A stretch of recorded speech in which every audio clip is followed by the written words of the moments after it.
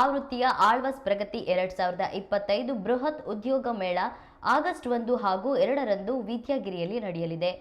ಆಳ್ವಾಸ್ ಪ್ರಗತಿ ಮೂಡುಬಿದಿರೆಯ ಆಳ್ವಾಸ್ ಶಿಕ್ಷಣ ಪ್ರತಿಷ್ಠಾನವು ಆಯೋಜಿಸಿಕೊಂಡು ಬರುತ್ತಿರುವ ಬೃಹತ್ ಉದ್ಯೋಗ ಮೇಳ ಇದಾಗಿದೆ.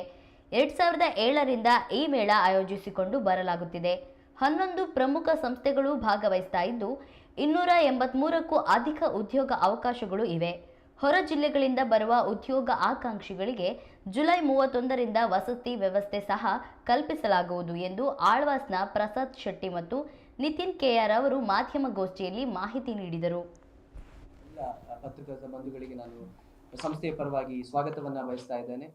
ಆಳ್ವಾಸ್ ಶಿಕ್ಷಣ ಪ್ರತಿಷ್ಠಾನ ಕಳೆದ 2 ದಶಕಗಳಿಂದ ಆಯೋಜಿಸಿಕೊಂಡು ಬರುತ್ತಿರುವಂತಹ ಬೃಹತ್ ಉದ್ಯೋಗ ಮೇಳ ಆಳ್ವಾಸ್ ಪ್ರಗತಿ ಈಗ 15ನೇ ಆವೃತ್ತಿಯ ಆಳ್ವಾಸ್ ಪ್ರಗತಿ ಆಗಸ್ಟ್ 1 ಮತ್ತು 2ರಂದು ಮೂಡುಬಿದಿರೆಯ ವಿದ್ಯಾಗಿರಿ ಆವರಣದಲ್ಲಿ ನಡೆಯಲಿಕ್ಕಿದೆ.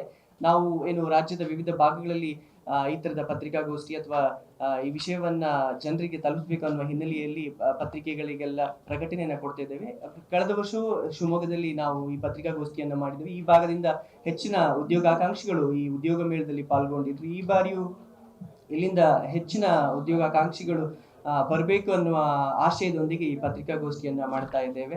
ನಾನು ಹೇಳಿದ ಹಾಗೆ ಕಳೆದ 14 ವರ್ಷಗಳಿಂದ ಆಳ್ವಾಸ್ ಪ್ರಗತಿ ನಡೀತಾ ಇದೆ. ಈ ಬಾರಿ 15ನೇ ಆವೃತ್ತಿ ಆಗ್ತಾ ಇದೆ. ಒಟ್ಟು ಆಳ್ವಾಸ್ ಪ್ರಗತಿಯಲ್ಲಿ 12 ಸೆಕ್ಟರ್ಗಳಿರ್ತವೆ, ವಲಯಗಳು. ವಿವಿಧ ವಲಯಗಳು ಎಲ್ಲ SLC PUC ಇಂದ ಹಿಡಿದು ಡಿಗ್ರಿ, PG, ಮೆಡಿಕಲ್ ಇರ್ಬೋದು, ಹೋಮಿಯೋಪತಿ, ನ್ಯಾಚುರೋಪತಿ, ಎಲ್ಲ ITS ಎಲ್ಲ ವಿದ್ಯಾಭ್ಯಾಸದ ಉದ್ಯೋಗಾಕಾಂಕ್ಷಿಗಳಿಗೆ ಉದ್ಯೋಗವನ್ನ ನೀಡ್ತದೆ. ನಿಮ್ಗೆ ನೀಡಿರುವಂತಹ ಪ್ರೆಸ್ ನೋಟ್ ಅಲ್ಲಿ ಎಲ್ಲ ವಿವರ ಇದೆ. ಈ ಆಳ್ವಾಸ್ ಪ್ರಗತಿಯ ಸಂಪೂರ್ಣ ವಿವರ www.alvaspragati.com ವೆಬ್ಸೈಟ್ ಅಲ್ಲಿ ಲಭ್ಯ ಇರುತ್ತೆ. ಇದರಲ್ಲಿ ಕೊಟ್ಟಿರುವಂತಹ ಎಲ್ಲ ಮಾಹಿತಿ ಸಹ ಅದರಲ್ಲಿ ಸಹ ಸಿಗ್ತದೆ.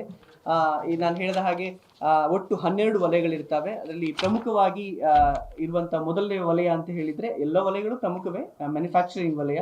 ಈ ವಲಯದಲ್ಲಿ ಒಟ್ಟು 70 ಕಂಪನಿಗಳು ಭಾಗವಹಿಸ್ತಾ ಇದ್ದಾವೆ.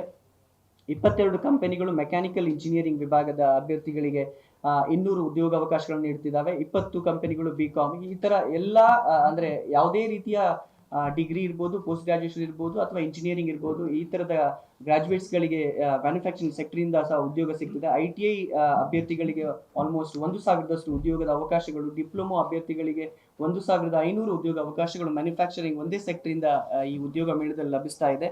ಪ್ರಮುಖ ಕಂಪನಿಗಳ ಹೆಸರನ್ನ ಸಹ ಅಲ್ಲಿ ಉಲ್ಲೇಖಿಸಿದ್ದೇವೆ. ಅದ್ರ ಜೊತೆಗೆ IT ಈ ಬಾರಿ IT ವಲಯದಲ್ಲಿಯೂ ಸಹ ಉದ್ಯೋಗದ ಅವಕಾಶಗಳಿದ್ದಾವೆ. ಬಟ್ ಹೆಚ್ಚು ಅವಕಾಶಗಳು IT ವಲಯದಲ್ಲಿ ಈ ಬಾರಿ ಅಂದ್ರೆ ಕಾಣ್ತಾ ಇಲ್ಲ. ನಾವು ಕರ್ನಾಟಕದಿರ್ಬೋದು ಅಥವಾ ವಿವಿಧ ರಾಜ್ಯಗಳ IT ಸೆಕ್ಟರ್ಗಳನ್ನ ನೋಡಿದಾಗ ಈ ಬಾರಿ ಸ್ವಲ್ಪ ಹೈರಿಂಗ್ಗಳು ಸ್ವಲ್ಪ ಫ್ರೀಸ್ ಆಗಿರೋದ್ರಿಂದ ಈ ಬಾರಿ ಸ್ವಲ್ಪ ಕಡಿಮೆ, IT ಸೆಕ್ಟರ್ ಅಲ್ಲಿ ಸ್ವಲ್ಪ ಉದ್ಯೋಗ ಅವಕಾಶಗಳು ಕಡಿಮೆ ಇದೆ. ಆದ್ರೂ ಸಹ 8 IT ಕಂಪನಿಗಳು ಒಟ್ಟು 125 ಉದ್ಯೋಗ ಅವಕಾಶವನ್ನ ನೀಡ್ತಾ ಇದ್ದಾವೆ.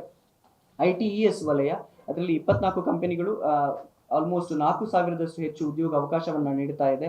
ಬ್ಯಾಂಕಿಂಗ್ ಮತ್ತು ಹಣಕಾಸು ವಲಯದಲ್ಲಿ 27 ಕಂಪನಿಗಳಿಂದ 2,300ಕ್ಕೂ ಹೆಚ್ಚು ಉದ್ಯೋಗ ಅವಕಾಶಗಳು ಲಭಿಸಲಿಕ್ಕಿದೆ. BBA, BCom, MBA, MCom ಪದವೀಧರರನ್ನ ವಿವಿಧ ಕಂಪನಿಗಳು ಶ್ರೇಷ್ಠ ಕಂಪನಿಗಳು ಈ ಉದ್ಯೋಗ ಮೇಳದಲ್ಲಿ ಬಂದು ಅವರನ್ನ ಹೈರಿಂಗ್ ಮಾಡಿಕೊಳ್ಳಲಿಕ್ಕಿದ್ದಾವೆ. ಅದರ ಜೊತೆಗೆ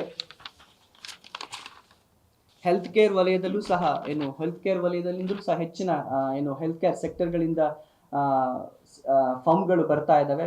ಓಕಾರ್ಟ್ ಇರ್ಬೋದು, ಸಾಕ್ರಾ ವರ್ಲ್ಡ್ ಹಾಸ್ಪಿಟಲ್ ಇರ್ಬೋದು, ಅಪೋಲೋ ಹೋಮ್ ಕೇರ್ ಯೂನಿಟ್ ಇರ್ಬೋದು, ಇಂದಿರಾ ಹಾಸ್ಪಿಟಲ್ ಇರ್ಬೋದು, ಪೀಪಲ್ ಟ್ರೀ ಹಾಸ್ಪಿಟಲ್ ಮುಂತಾದ ಹಾಸ್ಪಿಟಲ್ಗಳು ಈ ಸೆಕ್ಟರ್ನಿಂದ ಪಾಲ್ಗೊಳ್ತಾ ಇದ್ದಾವೆ.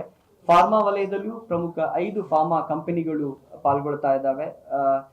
ಮೆಡ್ ಆರ್ಗಾನಿಕ್ಸ್ ಇರ್ಬೋದು, ಸಿಪ್ಲಾ, ಹೆಟಿರೋ ಮತ್ತೆ Meditech India, Vasudha life sciences ಇಂತಹ ಕಂಪನಿಗಳು ಪಾಲ್ಗೊಳ್ತಾ ಇದ್ದಾವೆ. ಮತ್ತೆ